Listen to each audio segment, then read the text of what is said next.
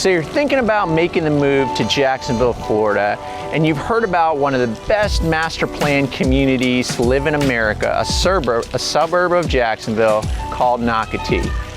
And Nocatee is an amazing place to live, but there are a few things that could be a sticking point that you may want to listen to before you purchase a home in Nocatee. So stick around and let's get to it.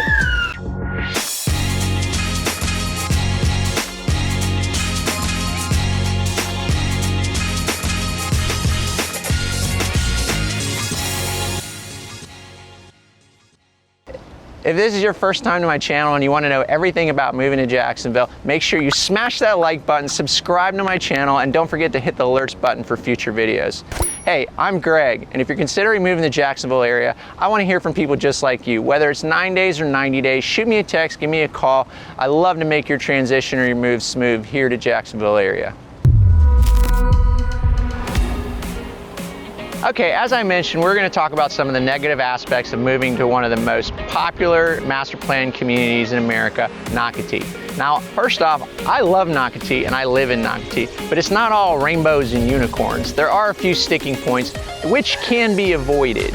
All right, so when I first started looking at houses here with my wife, from a distance, the one thing I noticed that all the homes are really kind of close to each other. But as I got into Nocatee and started driving around, I realized that the park group, the developer of this community, made sure that they had a lot of builders, that had a lot of different models, and had a lot of different elevations. Now, if you don't know what an elevation is, that's what the front look of the house is. So basically, no two houses are gonna look alike on your street. Also, in every phase they build in Nocatee, they have a different theme, which also makes it much different depending on which community you live in Nocatee. The lot sizes in Nocatee are 40, 50, 60, 70, and 80. And again, depending on what you're buying is also going to be dependent on how close you are to your neighbor. Obviously, it's more preferable being on a 70 or 80 foot lot, but lately, as taping this, they're building and selling a lot of the 40, 50, and 60 foot lots. There is also the option of actually building a custom home here in Nocatee in the community of River Landing. They're selling half-acre lots on the preserve side or the water side, where you can actually build a custom home where you don't have to worry about being so close to your neighbor or your home looking similar to another neighbor's home. Of course, those homes range in the $1 million range up to 3, 4, 5, depending if you're on the water or not. There are ways to avoid having to be up close to your neighbor, and these are some smart things that why you would have an agent to advise you properly, and that's obviously picking a home that's on a bend, if you will, meaning the road curves. And that way your house is not so close to your neighbor because you have a little more room on that bend area. The other option is obviously picking a lot on a cul-de-sac. And of course, the lot premiums, the cost of the lot may be a little more, but for resale value, it'll definitely be worth more in the long term.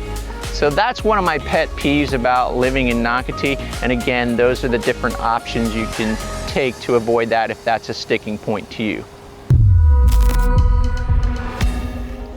Okay, so number 2 could be a big sticking point if you're moving to Nocatee, is that some of the neighborhoods that are not guard gated or gated communities, people are parking on the streets, and there's really nothing the HOA can do about it because they're city streets and they're not regulated.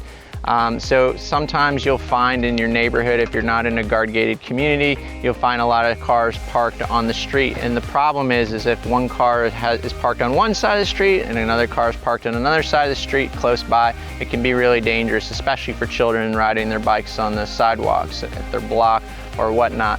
The other thing you want to consider also is that Nocatee has a lot of golf cart drop-offs for children at the 3 elementary schools.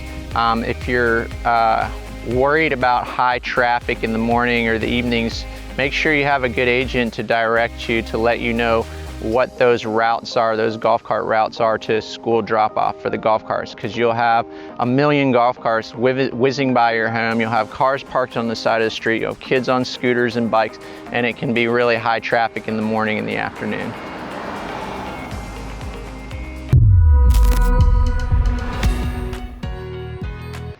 So one of my third pet peeves of living in Nocatee are the small driveways. Now, if you notice behind here at this particular driveway, you'll see that the pavers end right at the sides of the garage door. Most people will find themselves extending the pavers wider to the end where the brick lines are to make their driveway wider. Now, if people could park more cars in their driveway, they probably would have less cars parked on the street, right? Anyway, that's one of the sticking points. And if you don't have a paver driveway and you can't add on to either side and you have a concrete driveway, people just do a decorative paver on both sides of that concrete driveway, and it actually looks pretty good sometimes. Also, I would say that you do have to get HOA approval for that before you do it.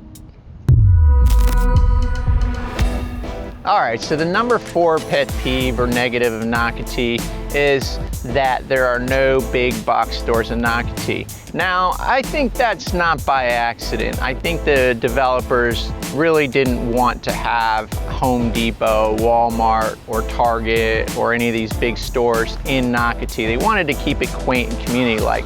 We do have 2 grocery stores. We have Greenwise, which is like a Whole Foods, and then we have Publix across the street. And we have a lot of different restaurants. If you need to go to Trader Joe's or Home Depot, that's in Jacks Beach. There's a brand new Costco opening up in World Golf Village. There's one in St. John's Town Center. And of course, Home Depot isn't too far. It's in Durbin Park. Now, of course, everything in Jacksonville is spread out, so it is a little bit of a drive. So some people look at it as a pet peeve, but the reality is that if you don't want too much traffic and you want to maintain the allure of a cute community here in Ponte Vedra, Nocatee is your place. And now we get to number 5. Now, I'm not a big tennis player, but Nocatee is a huge master plan community. We're talking 9,000 homes currently, going up to 11 or 12,000 homes, and we have 2 tennis courts. Yes, 1, 2. Now, there may be tennis courts in Coastal Oaks, which is another HOA guard-gated community, but as far as tennis clubs go, most of the people I know that play tennis are a member either at Beach Walk or Palencia or some other tennis club. Nocatee does not have a tennis club, but with all the other amenities, they have a lot of pickleball courts.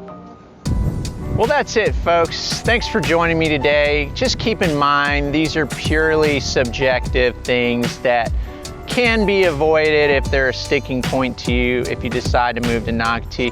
Another reason why you should probably call someone that's a professional in the business to help guide you through this process. Also, I would love for you to join me in my next video, which is called Nocatee 10 Things You May Not Know About Nocatee. All positive. See you on the next one.